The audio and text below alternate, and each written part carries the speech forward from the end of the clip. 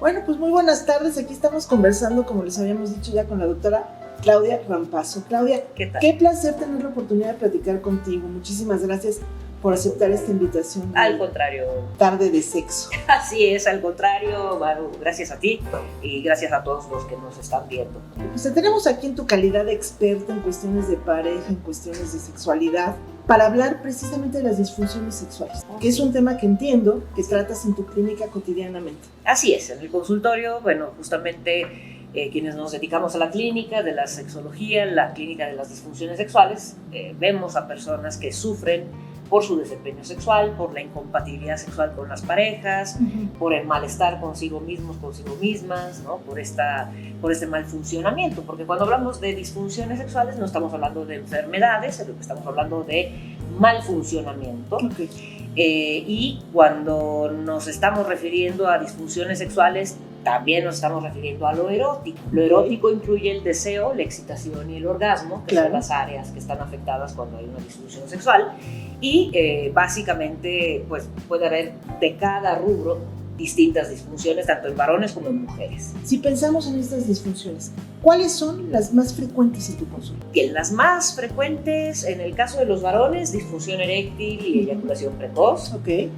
También hay muchos casos de deseo sexual disminuido, de eyaculación retardada, que también vale la pena hablar de ellas, aunque sean menos frecuentes, pero también pueden causar mucho malestar, ¿no? Tanto en el varón como en la pareja. Y en el caso de las mujeres, deseo sexual disminuido y anorgasmia. Pero bueno, ahorita vamos a platicar de cada una, porque creo que vale la pena subdividirlas, ¿no? Según el tema del deseo, la excitación y el orgasmo.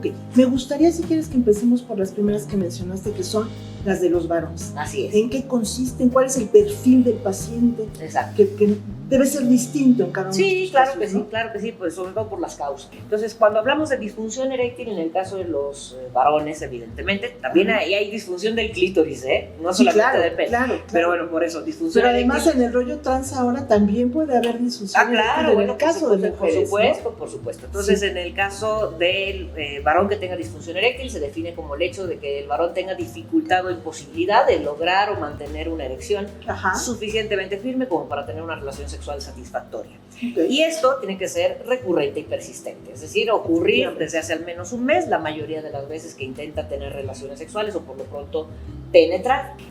Sabemos que hay varones que tienen disfunción eréctil desde siempre, entonces una disfunción eréctil se llama primaria, es decir, de toda la vida. Eso es bastante poco frecuente, ¿no? Porque para que un varón tenga disfunción eréctil de toda la vida, tendría que tener alguna malformación en el pene, una deficiencia congénita de testosterona, alguna malformación arterial que imposibilitara la erección del pene, porque la mayoría de los hombres que refieren disfunción eréctil la refieren de un tiempo a la fecha, es decir, disfunción eréctil secundaria. Claro, ya han vivido la erección hasta como un acto reflejo, ¿no? Normal del cuerpo, entonces... Sí, exactamente. Entonces, básicamente, bueno, la mayoría de los pacientes que llegan al consultorio son pacientes que tienen una disfunción eréctil secundaria, es decir, que tuvieron una etapa de buen funcionamiento y luego empiezan con problemas de erección y habitualmente llegan muy angustiados, ¿no? Angustiados porque el pene para ellos representa desafortunadamente su virilidad y su valor. Por supuesto, es una gran pérdida. Sí, cuando tienen disfunción es un duelo brutal. Sí, terrible. Brutal. Te quería preguntar, ¿cómo llegan contigo? Porque no es fácil que el varón asuma esta cuestión de ya voy a ir a terapia. O sea, yo he tenido la oportunidad de hacer investigación para productos como Tadalafil cuando se lanzó y para Sildenafil para ver la prevalencia hace muchos años y lo que veíamos era la dificultad de los varones en México para hablar el tema. Es súper importante lo que preguntas, Maru, porque llegan, ya toman qué, ya hicieron qué. Sí, claro, se sienten claro. cómo. Mira, en un principio, bueno, hace años creo yo que por ahí cuando se lanzaron justamente Sildenafil y luego Tadalafil y Vardenafil, los varones muy frecuentemente llegaban al consultorio llevados por sus parejas, habitualmente parejas femeninas, ¿no? Que bien sabemos las mujeres somos como el reservorio del bienestar y malestar de toda la familia, nos damos cuenta de todo y llevamos a cada quien al lado. Si no lo jalas, lo empujas. Exactamente, lo empujas, pero de que va. Y conforme fue avanzando el tiempo y conforme hubo más educación sexual, de lo que me he dado cuenta en la consulta es que llegan de motu propio, es decir, por su propio pie, independientemente que la pareja se queje o no se queje. O sea, de hecho, la mayoría de mis pacientes son varones. Que por supuesto que la consulta pues hay que traer a la pareja, independientemente de la orientación. Pero es una maravilla. Sí, que claro. consultas sean mayormente varones, eso implica un cambio muy importante en el manejo de la masculinidad. Sí, claro. Y por otro lado, bueno, aparte de la masculinidad, muchos varones dicen es que quería yo una terapeuta mujer porque no compito con ella. Claro. ¿Qué tal si me toca un terapeuta hombre, claro, o un doctor, ¿no? Claro. Que lo veo además fortachón, joven, guapo y que seguramente tiene un pene que le funciona, no quiero entrar en una... ¿no? Maldito, no quiero hablar con él. Entonces prefiero una mujer que no tiene pene, tiene otra cosa. Entonces, bueno, el perfil del varón que llega con disfunción eréctil es ese, normalmente llega con cierta vergüenza, habitualmente ya intentó algunos medicamentos, se los autoprescribió desafortunadamente. En otros casos, hablando de medicamentos, algunos ya han recurrido a inyecciones intracavernosas, que desafortunadamente se hace publicidad de esa técnica que sí funciona, claro, pero está reservada para aquellos casos en donde no responden a los fármacos por vía oral. Defectos que hay que tener en cuenta. Exactamente. Entonces, bueno, el perfil del varón que llega con disfunción eréctil es de un hombre que llega angustiado, que ha intentado algunas técnicas o algunos fármacos autoprescritos y no ha notado mejoría, o bien son referidos por el mismo urólogo. El urólogo habitualmente refiere pacientes al terapeuta sexual cuando supone que el origen es psicogénico, es decir, psicológico. Claro. Para mi sorpresa, y bueno, como soy médico, pues me he dado cuenta que muchos pacientes han sido mal estudiados. O sea, me han llegado pacientes que tienen una disfunción eréctil por situaciones psicológicas y en realidad tienen una fuga de pene. Es decir, no tienen un buen sellado de la túnica albugínea y entonces hay que hacerle un estudio Doppler que nadie les pidió y finalmente descubrimos el estudio Doppler que hay una fuga y no era mental. No era mental, pero también es cierto que la mayoría de las disfunciones, a pesar de que se puedan deber a problemas físicos, mal o bien terminan afectando la mente de la persona. Por supuesto, tiene una carga emocional muy importante. Importantísima, de mucha angustia. Algunos hombres llegan a la depresión justamente por la disfunción eréctil, es una espiral, ¿no?, que los va llevando porque pues son espectadores de esta situación de fracaso que ellos consideran un fracaso y de pérdida, por supuesto, y además la crítica de la pareja, ¿no? La crítica de la pareja que desafortunadamente se atribuye la culpa o la responsabilidad de la disfunción eréctil. Entonces, bueno, también está documentado que en el caso de las parejas heterosexuales, muchas mujeres dicen, yo creo que no le gusto más, me dejó de querer o tiene otra. O de plano la orientación de mi marido, me late que es homosexual. Exacto. Ahora, ¿qué haces con ese hombre? Bueno. ¿Qué alternativas tiene? Vamos a ver primero esta disfunción masculina. Sí, claro. Y luego tocamos brevemente las otras para ir con las de las mujeres y ver qué opciones hay. Exactamente. Bueno, lo que hacemos, lo que se hace con los varones es una historia clínica sexual, una historia clínica médica. Hay que ver si toman un fármaco que a lo mejor esté desencadenando la disfunción eréctil. Claro. Y casi de rutina se piden ciertos estudios para descartar las causas más frecuentes de la disfunción eréctil orgánica, sobre todo si son varones mayores de 40 años. Hay que descartar diabetes, hay que descartar hipertensión arterial, hay que descartar problemas tiroideos, hay que descartar, ahorita hablamos de la próstata, hay que descartar deficiencia de testosterona, hay que descartar que tengan alta la prolactina, hay que descartar, dislipidemia creo, colesterol y triglicéridos elevados. Se hace un interrogatorio de cómo se manifiesta esa disfunción eréctil, porque hay varones que dicen, pues es que en la mañana sí tengo una erección firme al despertar, pero cuando intento la relación sexual ya con mi pareja es donde me falla. Ahí, cuando es una disfunción eréctil selectiva, es cuando suponemos que hay componentes emocionales o psicológicos. Muy bien.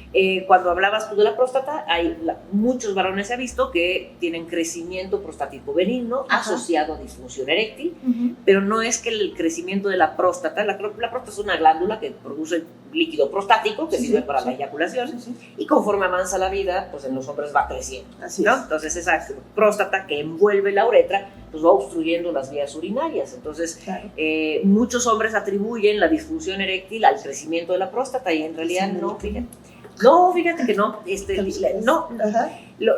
Bueno, se utiliza tamsulosina para relajar la musculatura lisa de la próstata, pero lo que se ha visto es que el mecanismo de endurecimiento de los vasos sanguíneos, de la musculatura de los vasos sanguíneos, que causa disfunción eréctil, ocurre también en la musculatura del músculo liso de la próstata.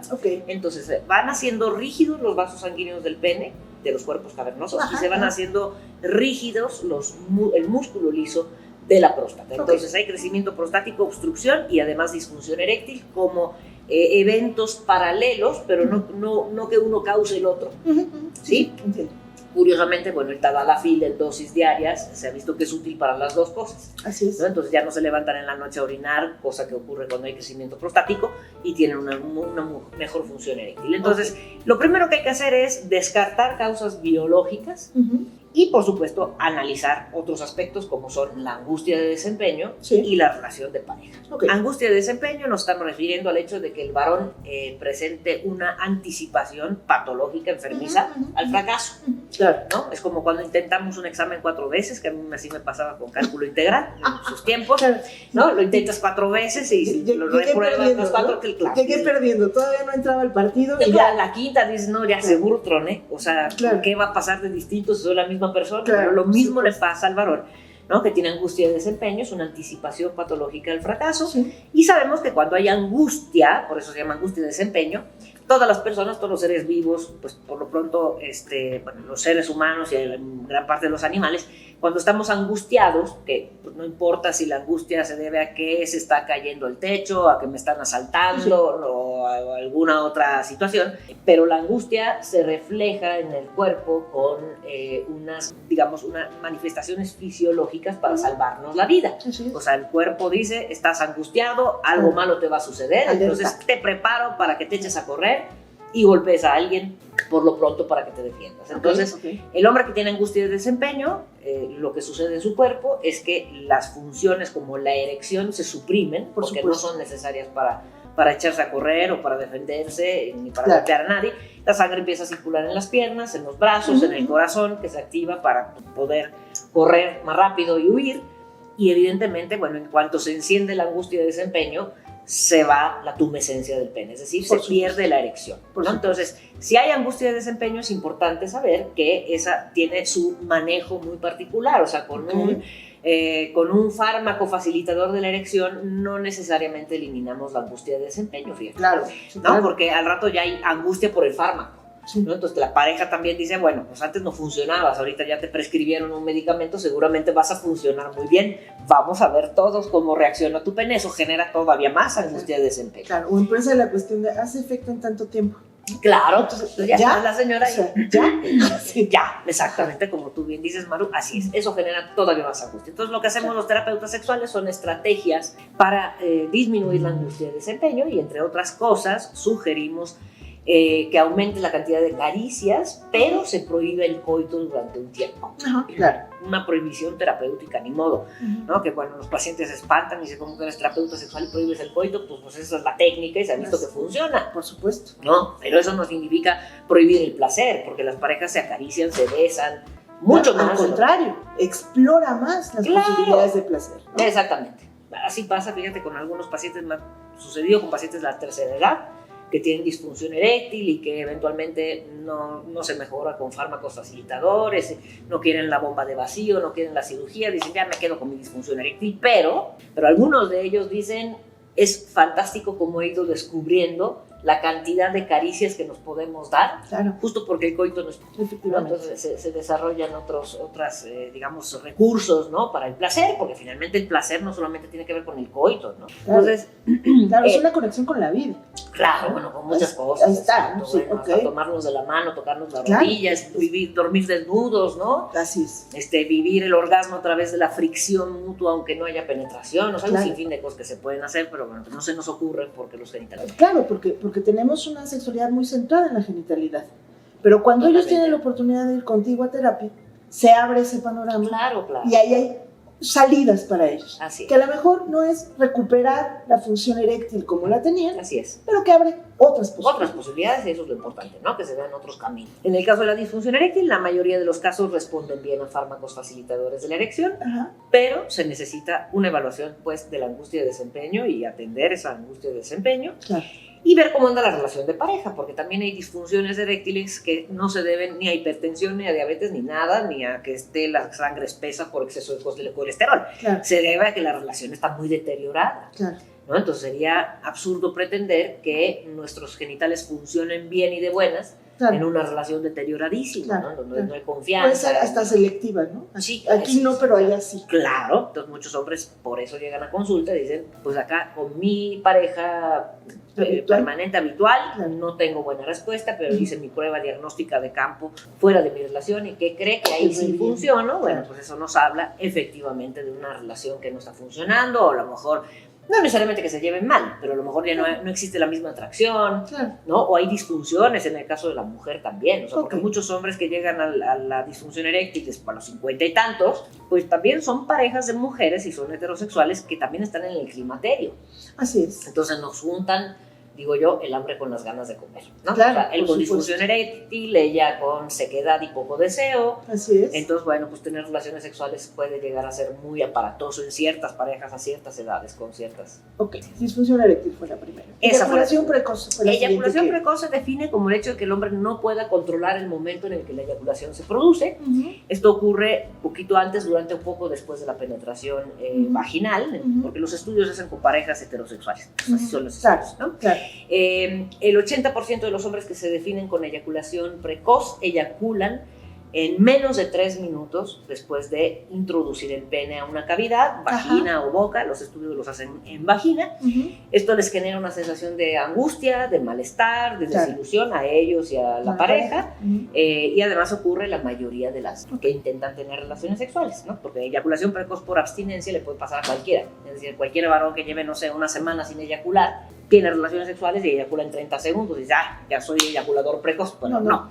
Tiene que ser recurrente y persistente. Exactamente, ¿no? Exactamente.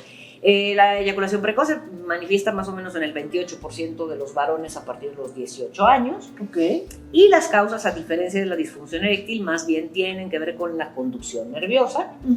Hay cierta hipersensibilidad en los genitales. Así como tenemos umbral al dolor, todos los seres humanos, hay umbral a la eyaculación. Entonces hay hombres que tienen el umbral a la eyaculación más bajo y otros que la tienen más. De hecho, hay grupos de varones, ¿no?, que tardan 10 minutos en eyacular y se consideran eyaculadores precoces, pero bueno, pues es un asunto, ¿no? Aspiran a tener más aguante, pero en realidad podrían aguantar todavía un poco más si no tienen eyaculación precoz porque no llenan esos requisitos. Claro, ¿no? claro. El requisito temporal es de 3 minutos.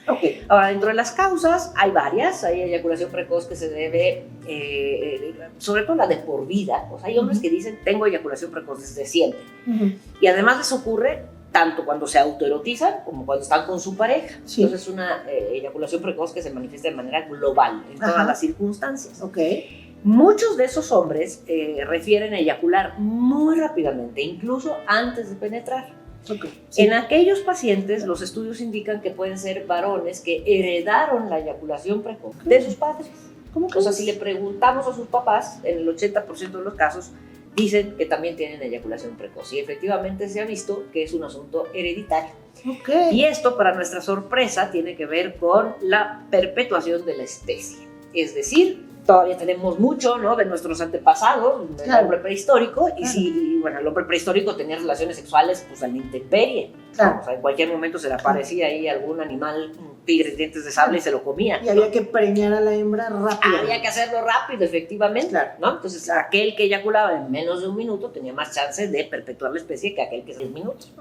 Porque se lo tragaba el tigre, o lo aplastaba un elefante, o lo que fuera que sea. Pero entonces estos hombres de ahora que ya no se ven en esa circunstancia, que pueden disponer del tiempo para estar con la pareja. Pues de todas maneras traen la genética.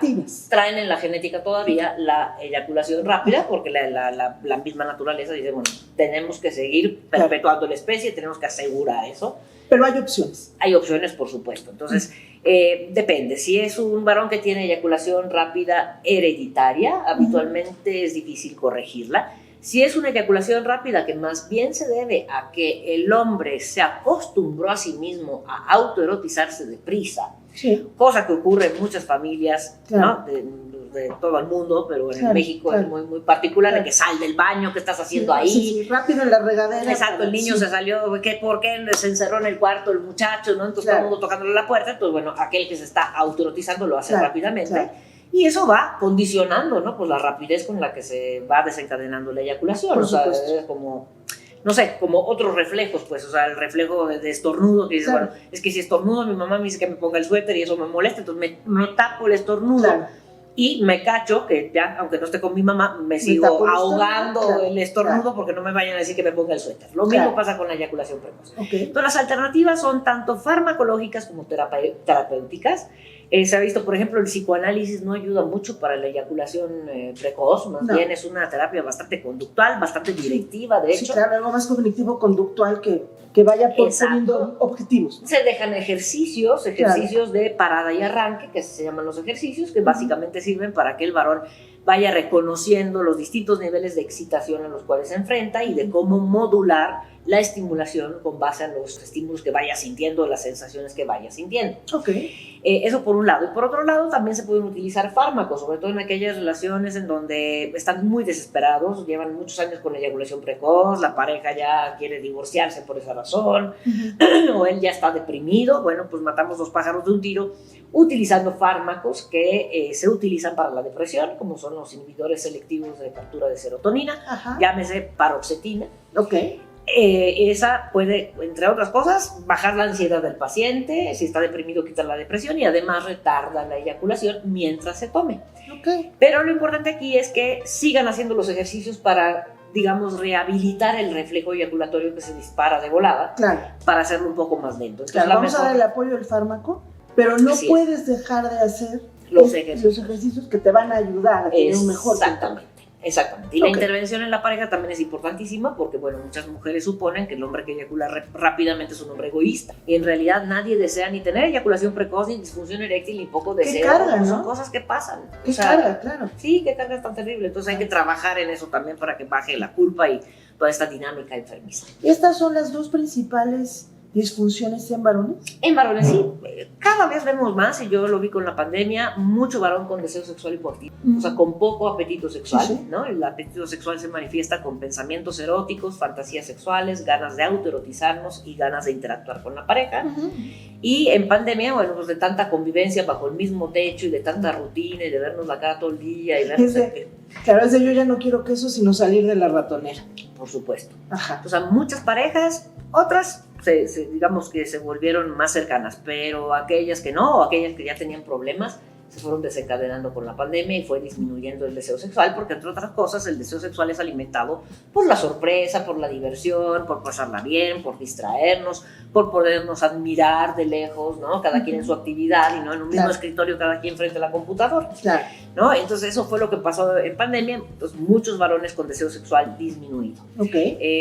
Pero digamos, de las disfunciones sexuales más frecuentes en mi consultorio, disfunción eréctil y eyaculación precoz, que en cuanto a estadísticas, disfunción eréctil más o menos 1 de cada 2 hombres mayores de 40 años la padecen en México, y te decía eyaculación precoz más o menos 28-30% de los varones mayores. Recuerdo cuando hicimos estudio de prevalencia de disfunción eréctil en México, que un epidemiólogo que la hizo aquí en México, el doctor Javier Barroso, te decía, bueno, de acuerdo a nuestros resultados, 1 de cada 2 hombres tienen disfunción. Mayores de 40 años tienen disfunción, ¿sí? Yo soy el 1, entonces tú eres el 2.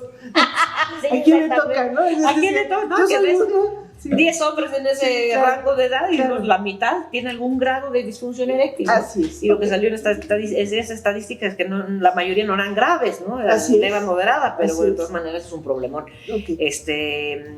Que además, bueno, no comenté hace ratito, pero la deficiencia de testosterona en nuestro país, en donde hay sobrepeso y obesidad, es importantísimo. Los varones que tienen sobrepeso, la testosterona disminuye. La testosterona es la hormona vinculada con la erección y el deseo sexual. Entonces, ojo, porque muchos hombres se automedican y en realidad lo que tienen que hacer es irse al cardiólogo, ¿no? Movilizarse, bajar de peso, bajar colesterol y triglicéridos, porque primero se tapan las arterias del pene y luego las que siguen son las coronarias, ¿no? Entonces el pene es el órgano centinela del malestar o bienestar cardiovascular en el varón. Entonces hay que tomar en cuenta eso, cosa que no pasa con la eyaculación precoz. Ahora, mujeres. Vamos con las mujeres que mencionabas. En el caso de estas mujeres que son la pareja del hombre que tiene disfunción y ya está en el climaterio. ¿Qué pasa con esta anorgasmia que fue el primero que dijiste? Bueno, la anorgasmia es la dificultad o imposibilidad que tiene la mujer de, a pesar de tener un estímulo erótico eficaz, obtener un orgasmo. El orgasmo es, por así decirlo, una de las etapas de la respuesta sexual, ¿no? Si recordamos algunas gráficas de Masters y Johnson que seguro estudiamos en la preparatoria, en alguna clase de biología, vemos que hombres y mujeres al recibir un estímulo erótico eficaz nos vamos excitando, después llega una meseta, que es una etapa de estabilización. Así es. Luego llega el orgasmo, que es un pico de excitación que dura entre 10 y 15 segundos, caracterizado por contracciones involuntarias de los músculos del tercio externo de los genitales. Hay también contracciones en los genitales internos. Y después llega, bueno, en el caso de las mujeres puede seguir la meseta y puede volver a haber otro orgasmo o puede haber resolución, es decir, nos desexcitamos, nos dormimos y ya se acabó la fiesta en ese momento, ¿no? Entonces, hay mujeres, y la mayoría de las que llegan a consulta, es que no alcanzan el orgasmo durante el coito. Eso es lo que se ve, ¿no? Porque solitas sí lo alcanzan, porque además está documentado que el 80% de las mujeres alcanzamos el orgasmo a través de la estimulación clitoridea. Entonces, durante el coito, durante la penetración y la fricción del pene dentro de la vagina, pues la realidad es que el clítoris no se estimula mucho, a menos de que la anatomía de la mujer sea suficientemente afortunada como para que a la hora de la fricción haya, digamos, juego entre los labios menores y el clítoris y haya como un masaje clitorideo, a pesar de que no se toque directamente. Entonces, muchas mujeres lo que tienen que descubrir es cómo hacerle para alcanzar el orgasmo, a pesar, ¿no?, de que estén en un encuentro sexual en el cual no haya una estimulación directa del clítoris. Entonces, lo que pueden hacer es tocar su clítoris, pedirle a la pareja que lo haga, o ponerse en una postura, ¿no?, en donde haya golpeteo o masajeo del clítoris, ¿no?, durante la penetración, de tal manera que puedan conciliar estas dos cosas. Hay mujeres que nunca han tenido un orgasmo, que es una anorgasmia primaria,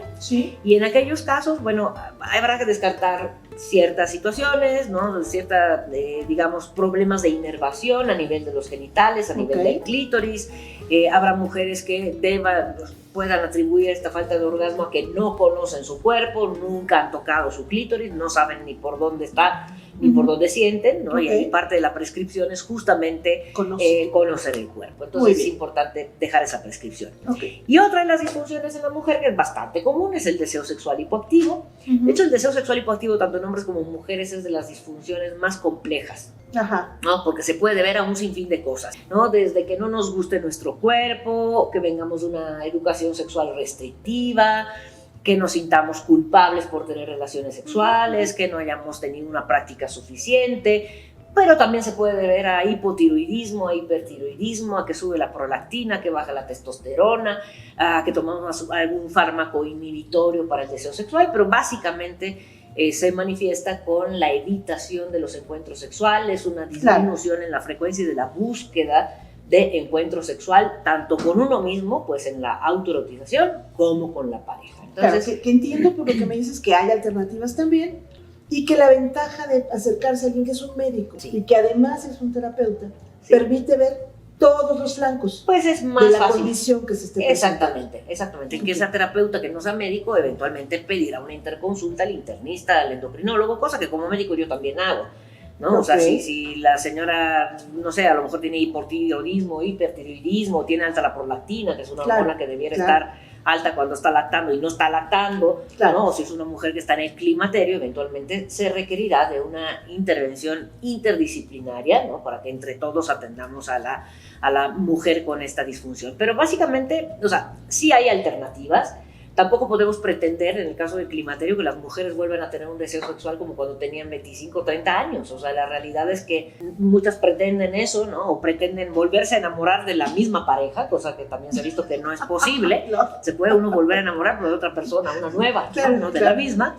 Y eso ayuda con el deseo sexual. Pero bueno, hay alternativas, hay fármacos, se puede dar restitución hormonal, se puede utilizar testosterona en baja dosis en el caso de las mujeres, hay fármacos también antidepresivos que fomentan, ¿no?, digamos, el que haya más dopamina en el cerebro y que haya más deseo. Entonces, en resumen, hay que atender las disfunciones sexuales, hay alternativas, siempre hay cosas que se pueden hacer, ¿no? Entonces no hay que desesperar, pues es parte de lo que ocurre en el camino. Es como, no sé, o sea, los dermatólogos ven a personas que pierden el cabello, que se les pone canoso, y los que vemos disfunciones sexuales, pues vemos todos el mal funcionamiento. Te decía, Claudia, para cerrar, yo quisiera pedirte, ahorita estuvimos hablando de disfunción, el que llega ya con una situación que le angustia, que le acongoja. Exacto. Y que va por apoyo. Sin embargo, hay gente que ya está viviendo ahí su sexualidad y que podría prevenir llegar a estas condiciones. Claro. ¿Qué 2 o 3 consejos sería fundamental compartir con nuestros amigos de Sabe de Sexo? Claro. Para que prevengan. Exacto. Bueno, como gran parte de las disfunciones y de las enfermedades en la vida, ¿no? Siempre nos dicen hay que tener una dieta sana, hay que hacer ejercicio. Si fumamos, pues hay que dejar de fumar o bajarle. Si bebemos, debemos beber menos, ¿no? O si bebemos en exceso, de plano, bueno, pues hacer algo para atenderlo. Mantenernos en nuestro peso, autoerotizarnos, es importante. Claro. Pues aquellas personas que se autoerotizan y que exploran solitos y solitas su sexualidad tendrán menos disfunciones sexuales que aquellas que no exploran nada. Tienen una llama ardiente ahí que puede estar trabajando, ¿no? Exactamente. Y en pareja, por supuesto, la comunicación es importantísima. En cuanto haya un malestar, un desencuentro, una incompatibilidad en lo erótico, pues buscar ayuda. Pero ciertamente es más fácil encontrar esa ayuda si uno se conoce a sí mismo, sabe uno cómo reacciona ante tales o cuales estímulos. Entonces, bueno, es importante. Y por otro lado, también es importante mantener lo más que se pueda la actividad sexual, no necesariamente coital, ¿no? Pero seguir estimulando el deseo, seguir estimulando la excitación, seguir teniendo orgasmo aunque nos cueste trabajo, aunque no tengamos pareja, ¿no? Y esto implica a lo mejor utilizar literatura erótica, a lo mejor utilizar algún material visual que nos pueda estimular, fantasear, juguetes, ¿no? Entre otras cosas, salir de la rutina si tenemos una pareja y la rutina sigue siendo la misma, para que no se vaya deteriorando la vida sexual. O sea, como cualquier, cualquier función corporal y fisiológica, pues necesita pues práctica y necesita mantenimiento para que no se extinga, porque además nadie se muere por no tener sexo, eso es una realidad, o sea, no es como defecar o orinar o respirar. Efectivamente. ¿No? Efectivamente, por eso la puede uno dejar en el cajón de los recuerdos, decir, bueno, pues no pasa nada, mejor no la vivo. Era padre, pero se terminó, y resulta que puede no terminarse. Puede seguir conectándonos con este derecho al placer que tenemos hasta el último día. Así es, Maru, eso no tiene fecha de caducidad. Claudia, ha sido un placer, te agradezco muchísimo tu presencia aquí. Al contrario, y gracias. les agradecemos a todos que nos hayan hecho el favor de acompañarnos. Pues hasta la próxima. Muchas gracias, hasta la próxima, claro que sí. Hasta luego. Chao.